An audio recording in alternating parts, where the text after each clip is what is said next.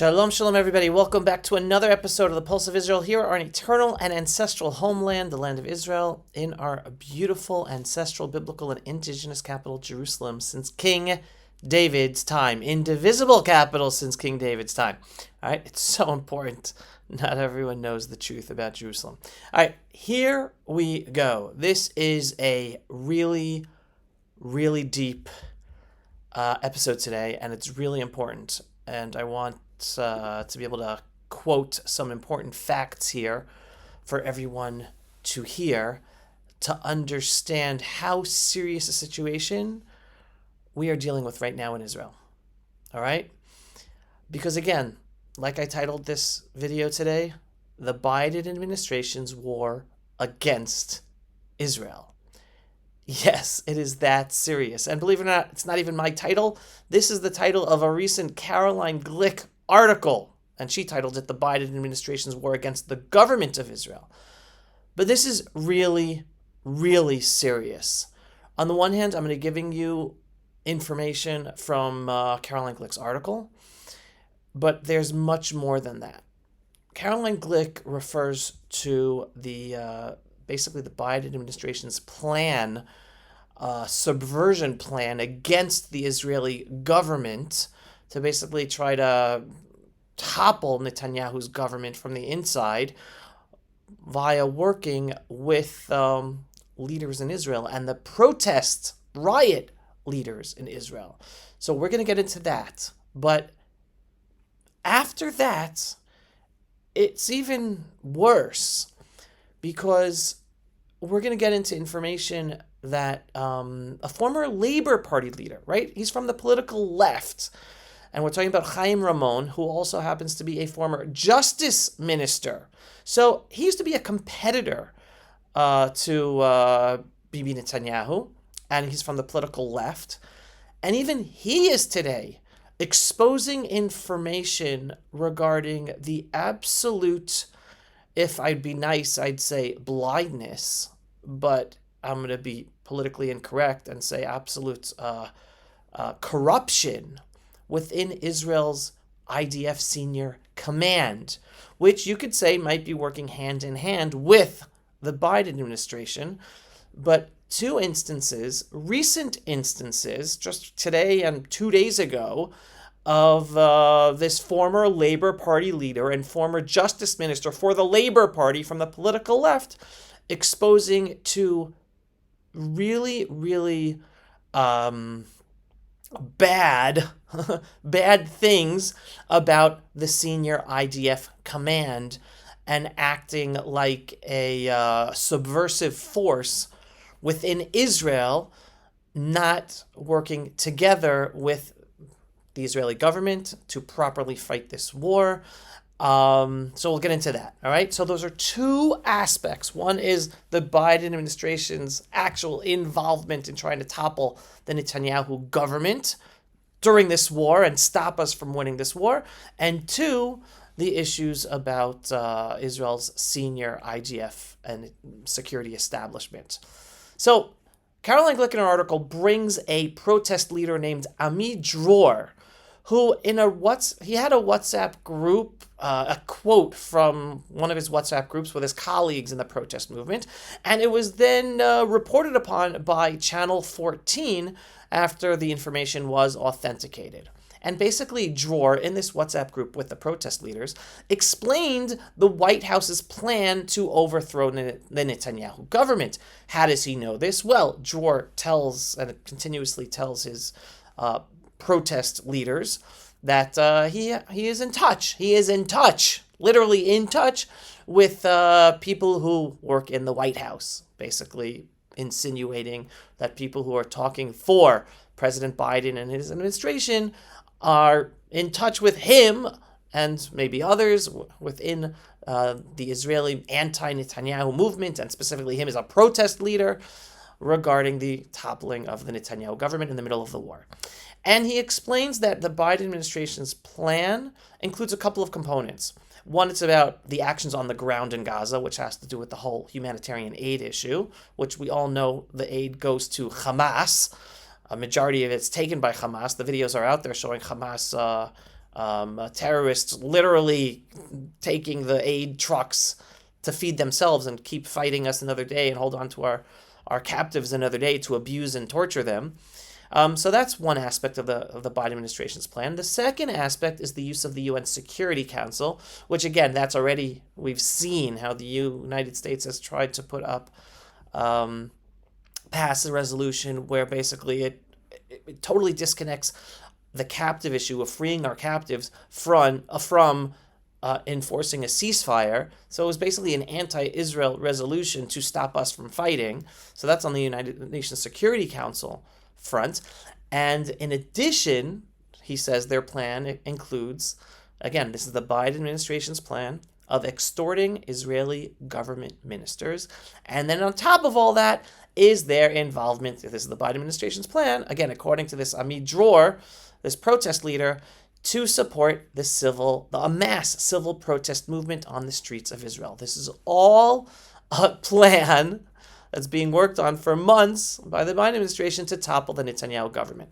So he explains, and I'm quoting him, and this again was quoted by Caroline Glick in her article. The American plan, as I published it in March 6th post, remains unchanged. The day after my publication, the Biden administration announced the establishment of an American port in Gaza that will seize from Israel the ability to rule the Strip. The port will be used initially to provide food, but the central purpose of the port is to rebuild Gaza. All right, so what does Amid Dror tell us from this and the messages he is telling us he's getting from the Biden administration? That the port is about Gaza, taking control of Gaza away from Israel, and it's not just about bringing humanitarian aid, which we know allows Hamas to survive another day, but it's about the rebuilding of Gaza. For who? For Hamas. And for all we know, the whole population of Gaza are Hamas. They all support Hamas. They took part in the actual massacre on October 7th. They cheered in the streets as Hamas took our captives, whether alive or dead, marching them, driving them through the streets of Gaza. They were cheering. The population of Gaza is Hamas.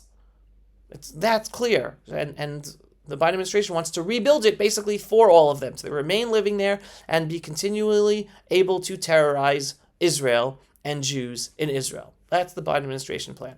All right? And then he says even further, again, this is Amid Dror, that the U.S. campaign for humanitarian aid is twofold. It undermines the control of the IDF in Gaza, and they use it to blackmail Israeli government ministers with the threat that they will be accused of war crimes if they don't go along with the U.S. plan to build a port in Gaza and allow them to take over control of Gaza from Israel. Did you just understand that? According to Amid Dror, the U.S. government is basically blackmailing Israeli ministers to go along with their plans. So how are they doing this? So Caroline's writing that the U.S. and the EU are constantly talking about a famine in Gaza. That's the talking points today, right? Go into the news, they're talking about a famine in Gaza, that we're doing a genocide by a famine. We're starving. All the children are starving. They're dying of starvation in Gaza. Why? They're creating this fake news about a starvation and a famine in Gaza in order to blackmail Israeli ministers, because they're going to say if Israel does not allow in the aid and does not allow the United States to build a port, they will take Israeli government ministers to international court for war crimes for the famine, that we're starving them, that it's genocide. Okay? This is Amid Dror telling his protest leaders what the Biden administration's plan is about Israel, that he's telling him to work together with them to topple the Netanyahu government. So this is insane. Again, if this is all true, and again, this has been reported upon by Channel 14 after they authenticated it, Caroline Glick's writing about it, it seems very, very bad and scary. All right? And then we go even further. So why the protests in the streets? Oh, so Dror writes that the Biden administration's original plan was to have Benny Gantz, their man in the Israeli government, right?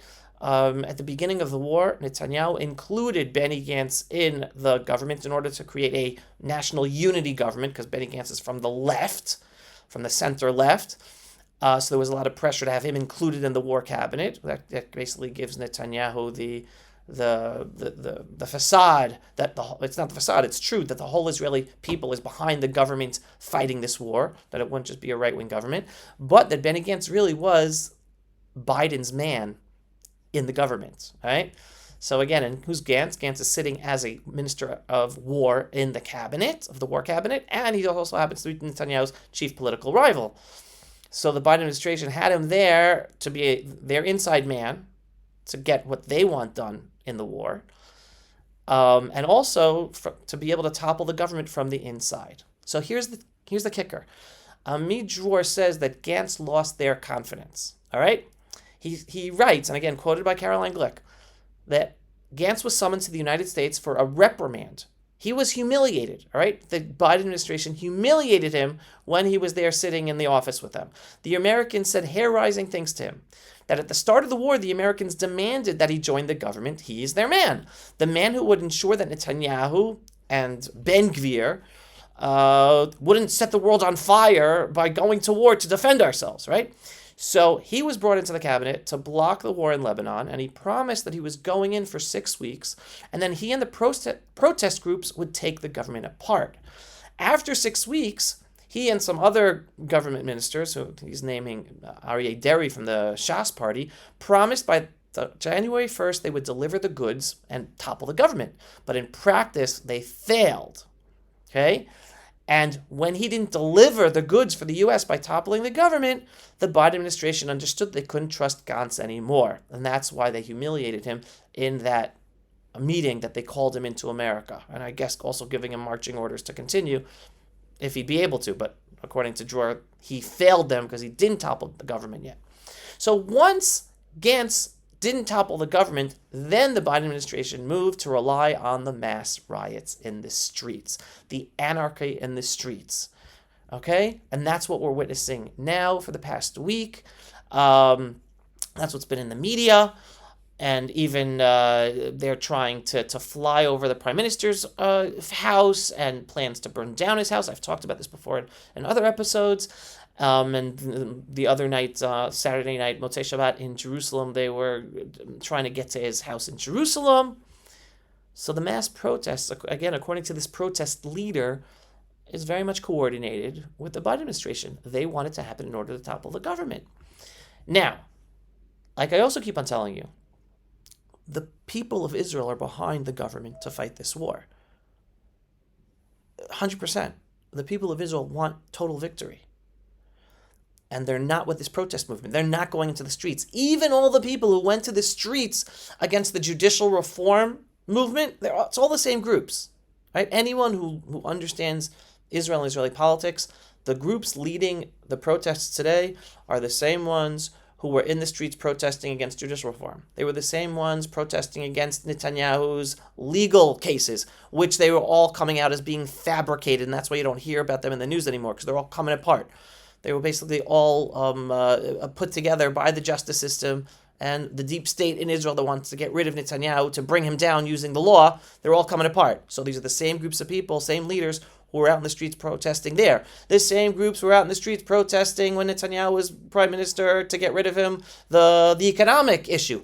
It's the same thing. It has nothing to do with the issues. It's all about taking down and toppling Netanyahu and right-wing governments whenever Netanyahu is in power. That's it. How do we know that these protest movements aren't working right now? Like, don't just trust me. Well, listen to this protest leader. אלה שיושבים בבית ואומרים אחרי המלחמה, חלאסים אחרי המלחמה, תספיק לכתוב כבר אבוקדו ולהרגיש טוב, הולך לכיכר החטופים ולהתחיל לשיר שירים של יום הזיכרון. צאו להילחם, איפה אתם? אנחנו עושים הפגנות, אנשים לא באים. He's crying out to the people. Where are you? Come to the protests. Right? Just listen to that video. So they're saying it themselves, that people aren't coming. So even though the news, because they're in cahoots with the political left to topple Netanyahu and topple this government in the middle of a war, the media is playing it as if, oh my God, it's so many people and they're going to take down the government and the people the people are against the government. And that's the message the Biden administration wants to happen, right? They want to show that the people of Israel are against the government. They want to cause a split. at least in the public consciousness of the world, because then that would allow the Biden administration to do whatever shenanigans it does to force a change in Israel's government, whatever, right? And again, you can go back to the lines, and I did videos on this, about President Biden, Vice President Harris, Chuck Schumer, on the Senate floor. They were all pushing how the government doesn't represent the people. So they need the mass protests in the street to prove via the media all over the world that the Israeli government doesn't represent the people. But the government does represent the people. Regardless of all the anger about how things happened on October 7th and where the leadership failed and where the army failed, put that aside. That's a different issue. Right now, the people of Israel want to win this war as quickly as possible in order that everyone can go back to their homes down south and up north, want the captives to be freed as quickly as possible, and they know it can only be done by war. The people of Israel are behind this government fighting this war, and the protest movement is failing. They don't have the people in the streets. It looks like there are a lot of people in the streets because they know how to use cameras to make it look like a lot of people for the media, but the Biden administration of using these protests to topple the government is also failing. All right, so that's all from Caroline Glick's article, and based upon this protest leader who says that has contacts in the White House and the Biden administration who are basically working with him and Gantz and most probably Ehud Barak, because Ehud Barak's behind this whole thing also, and they have all the money, whether all the money is coming from Israeli CEOs and rich people, or it's also coming from slush funds from the CIA or the State Department and doing their color revolution here, just like they do color revolutions around the world. Don't know. I don't have the information to actually back that up to show that it's actually true or not, but it's definitely plausible. And definitely Ehud Barak is behind it. He's been talking about toppling the Netanyahu government even before the war, when it was the judicial reform. And for years, even before the judicial reform, he was talking about of people dying in the streets and him coming back as prime minister and toppling Netanyahu. Before the war, before the judicial reform, just to show you again the proof that this is something that is about getting rid of Netanyahu and a right-wing government and nothing to do with whatever the social justice flavor issue cause of the week is for them to cause protests. But that's the challenge from the Biden administration. Now let's move on to the challenge with our defense establishment. So like I told you before at the beginning of the video, I'm about to share with you two pieces of information exposed by a former Labor Party leader, again, meaning he is no Netanyahu fan, and I'm referring to former Justice Minister and Labor Party leader, Chaim Ramon. Now, just so you know, Chaim Ramon also, when he was Justice Minister, he dared push for judicial reform. Even though he was from the left, he knew judicial reform was needed. And that's why they got rid of him.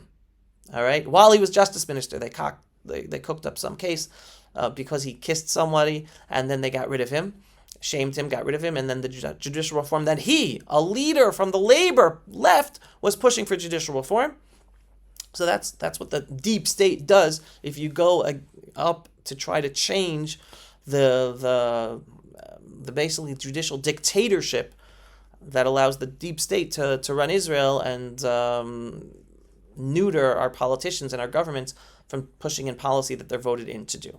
In any case, what are the two pieces of information that Chaim Ramon basically tweeted or X'd about recently on his X account? Number one, here, ready for this?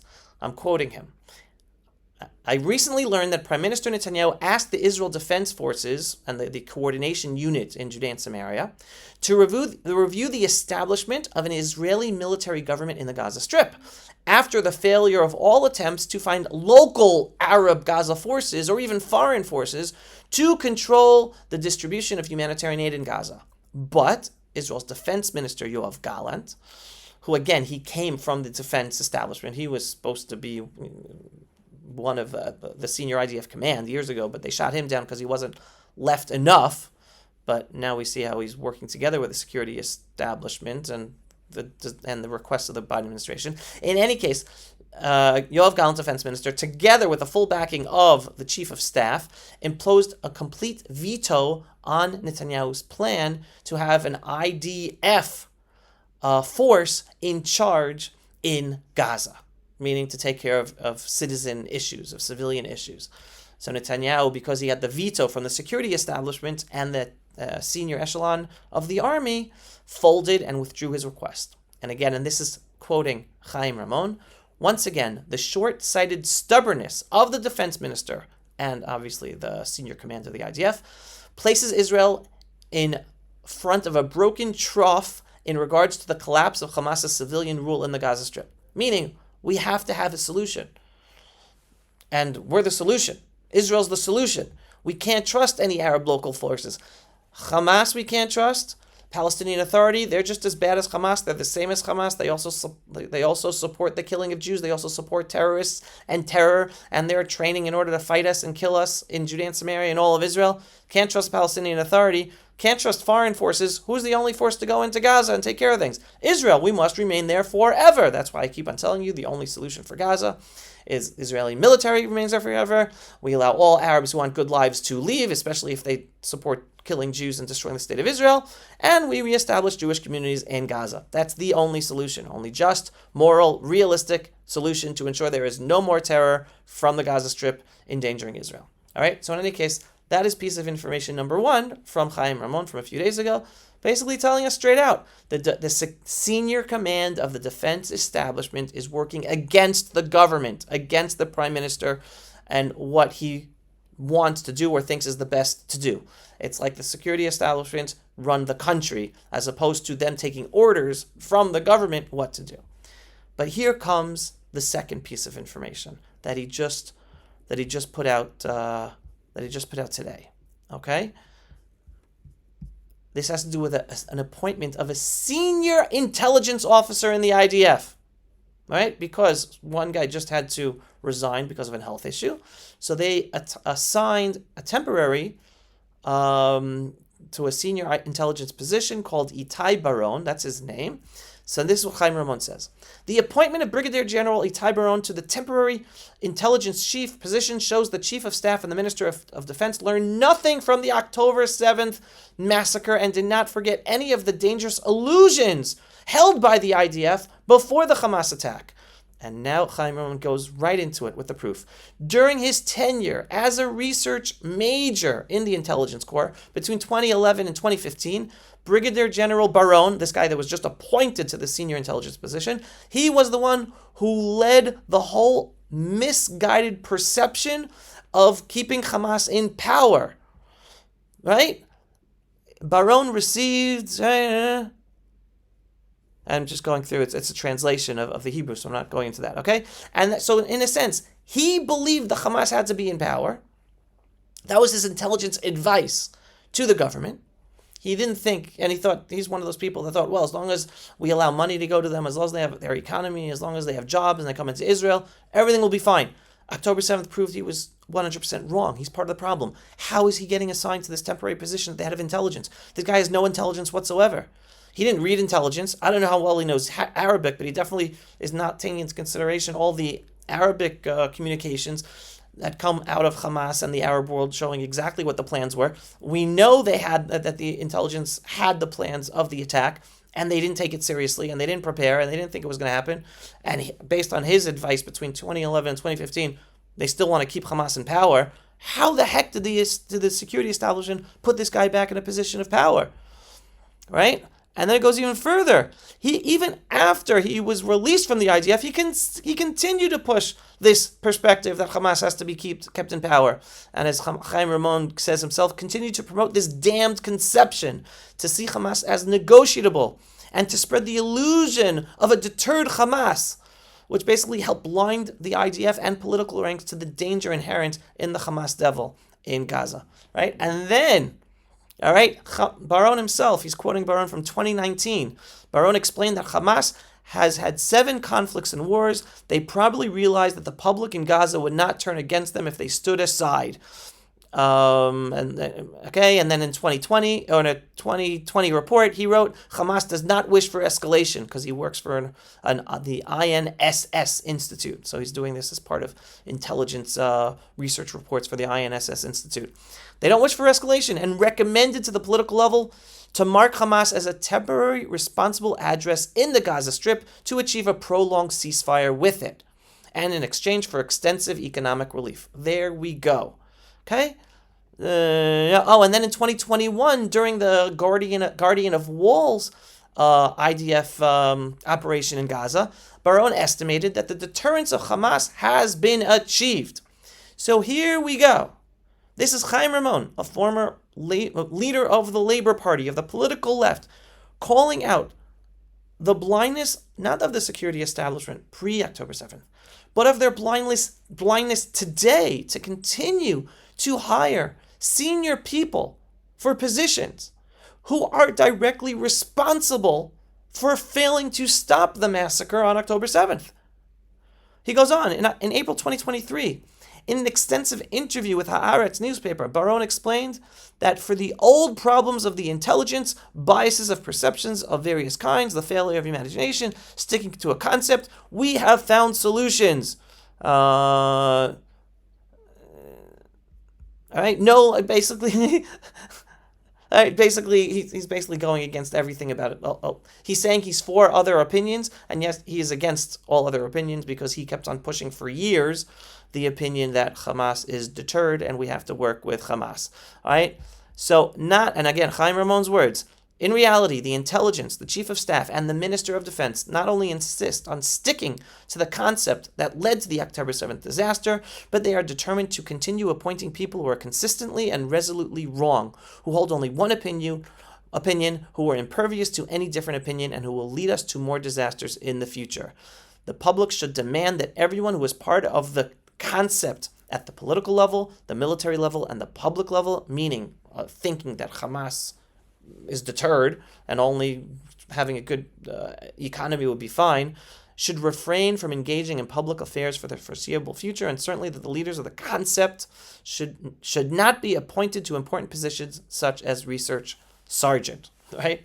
So this is again Chaim Ramon from the political left calling out how the IDF security establishment has not learned its lesson, or that's an interpretation, not learned this lesson. The question is why?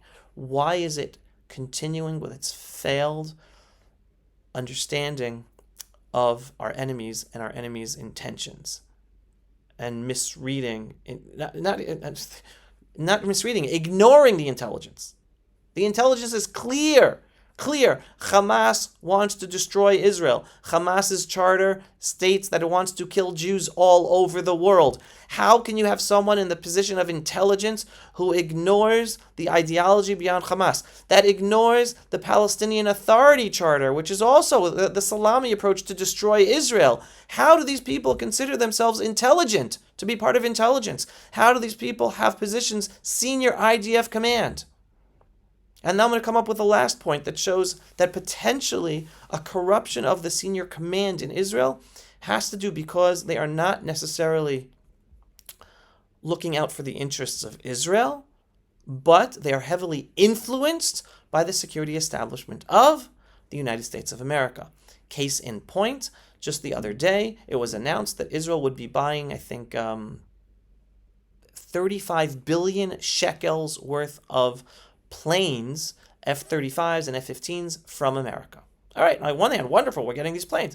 Besides the fact, Americans should know, Israeli technology is so advanced, and we help build those planes. There is so much Israeli technology in F-35s, F-15s, in so many of America's planes and Air Force, etc., etc., etc. Like when Americans complain, like, oh my God, we're giving Israel all this financial aid. America, do you know how much you're getting in return for the financial aid? It's not that that we need your financial aid and we're beggars. No, we're giving you value. Every dollar America gives to Israel, you are getting in value of technology, of intelligence, etc., etc., etc. Like Alexander Haig, former Secretary of State in the 1980s, once said that Israel is like a U.S. Air Force carrier in the Middle East, where they get so much value without having to put an American boot on the ground. All right? So just so you understand, that's a little caveat. But it was announced that 35 billion shekel worth of purchases of these planes. So Israel's finance minister basically said, wait a second, we didn't approve this.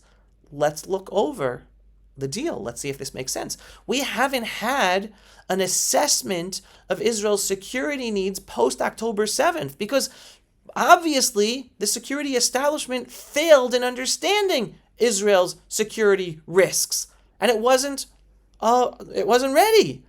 The Israeli security assessment for decades has been small army, rely on technology. We're never going to have a war in enemy territory ever again. So they cut units, they cut tanks, they cut resources, and they invested in technology and in planes. It didn't help. October 7th happened. Over 1,200 innocent Israelis were massacred in their homes. So you want to go through with another major arms deal with America? Fine, but let's have a reassessment of the risks to our security to really come up with a plan of what we need to buy to protect Israel and protect Israeli citizens. And the security establishment, including the defense minister, they went ballistic. They're like, no, we decided this, you're going against Israel.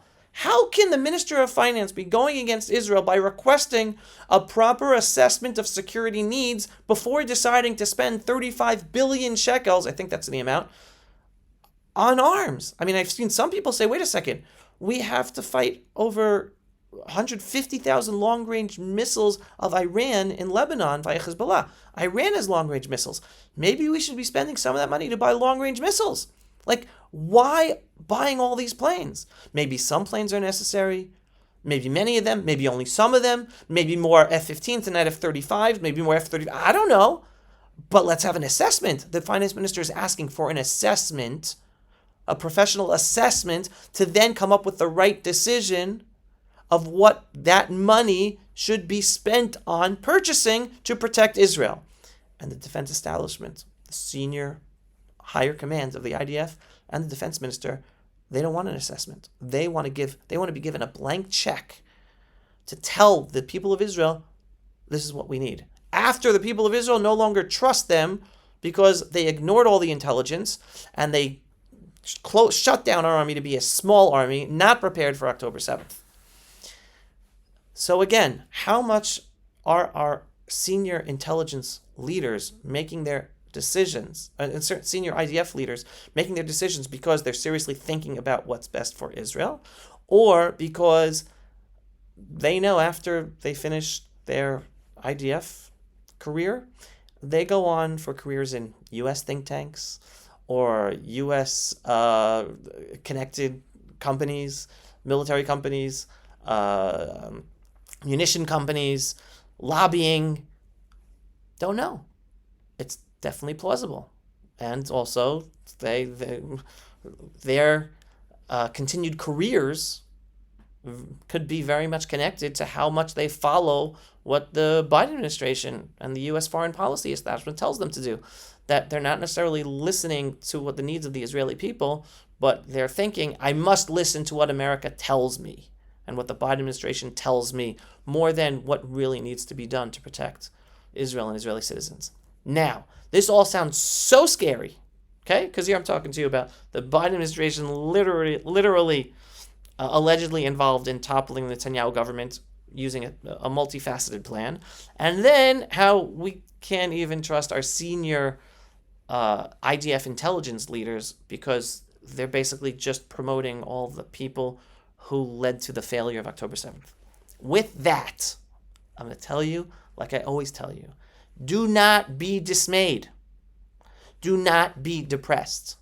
We are going through a process where we are taking back our trust of human leaders. And again, all these human leaders, they're basically all just followers. Even the ones we elect, they're all just followers. They're supposed to follow what we tell them to do. They're not leaders. If we had leaders today, if you had leaders in America, Israel, France, England, the progressive movement would be gone. The growth of radical Islam in the Western world would be gone. Right? That's if we really had leaders in our countries. Because if you want to protect your citizens, don't you think you should pay attention to what the imams are saying in mosques about destroying the Western countries you're living in and raping or marrying the Western white women in order to conquer the countries via the womb and cultural jihad? and financial jihad, like if you really had leaders in your countries, don't you think they'd be doing things to protect you, citizens? But they're not doing any of that stuff. They're not standing up to the progressive BS. They're not standing up to the Marxist Islamist threat in all of our countries, because they're not leaders.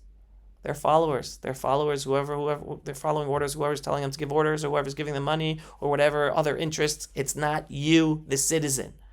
So this is a process we are all going through all over the world. Here it's very acute in Israel post-October 7th. And it's a good process because at the end of the day, you see a strengthening of the identity of the Jewish people in Israel today, that we have to trust ourselves and we have to trust God above. Now, here's the crazy thing, because I just saw this interview on CNN. CNN interviewed an Israeli reporter who's totally horrible, an anti-Israel reporter named Barak Ravid. And here I'm telling you, the good guys in the story is we have the people, and the people include our IDF fighters on the ground fighting the fight in Gaza. They're the ones risking their lives night and day, putting up the good fight, totally united to defeat Hamas and protect Israelis. Miracle after miracle they're experiencing down there. They are the future of the Jewish people. Please God, they should be the future of the IDF chief of staff, right? They're the ones who know and are motivated and are not what's the word I'm looking for? Have not been jaded by other interests, as opposed to the senior military staff. And then we have Prime Minister Netanyahu and his government trying to do what's right and protect Israel and protect Israeli citizens.